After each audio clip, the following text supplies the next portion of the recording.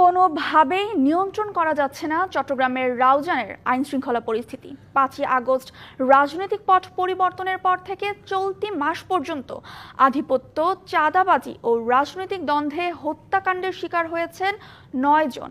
ঘটেছে অর্ধশত গোলাগুলির ঘটনা। বলা হচ্ছে বেশিরভাগই ঘটেছে বিএনপির অভ্যন্তরীণ রাজনৈতিক বিরোধের জেরে। তবে দলীয় সংঘাত এড়াতে ব্যবস্থা নেওয়ার কথা বলছে বিএনপি। আওয়ামী লীগ সরকারের পতনের পর থেকেই অশান্ত চট্টগ্রামের রাউজান। প্রায় প্রতিদিনই আধিপত্য বিস্তার নিয়ে ঘটছে সংঘর্ষ, ব্যবহার হচ্ছে অত্যাধুনিক অস্ত্র।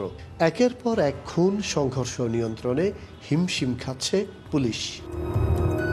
পট পরিবর্তনের পর রাউজানে প্রথম খুন হয় ২৮শে আগস্ট। সর্বশেষ মঙ্গলবারও রাজনৈতিক হত্যার ঘটনা ঘটে। এখন পর্যন্ত শুধু রাউজানে প্রাণ হারিয়েছেন ৯ জন। এক সপ্তাহের ব্যবধানে যুবদলের ২ কর্মী মানিক আবদুল্লাহ ও ইব্রাহিমকে হত্যা করেছে প্রতিপক্ষ। তারা বিএনপির কেন্দ্রীয় ভাইস চেয়ারম্যান গিয়াসউদ্দিন কাদের চৌধুরীর অনুসারী হিসেবে পরিচিত। ৯ মাসে ২,০০০-এর বেশি নেতাকর্মীকে বিএনপি থেকে বহিষ্কার করা হয়েছে। দুষ্কৃতিকারীদের দলে জায়গা হবে না বলেও হুঁশিয়ারি দিচ্ছেন সিনিয়র নেতারা। বিএনপি এটার উপর যে ধরনের আপনি শাস্তিমূলক ব্যবস্থা গ্রহণ করছে, বাংলাদেশের কোনো দল এতগুলো নেতাকর্মীর বিরুদ্ধে এত কম সময়ের মধ্যে যে এত সিরিয়াস আপনি ব্যবস্থা নেওয়া হয় না।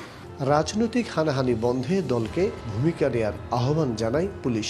এইটাকে আমরা যাতে কমাতে পারি সে লক্ষ্যে আমাদের কিছু পরিকল্পনা, এটা গ্রাউন্ড ওয়ার্ক আমাদের চলছে। জনমানুষের নিরাপত্তা হুমকির মুখে পড়ে, এটা কোনো অবস্থাতেই বরদাস্ত করা হবে না।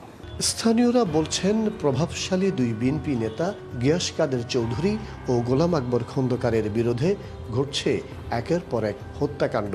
তবে নিরাপত্তাহীনতায় সাধারণ মানুষ।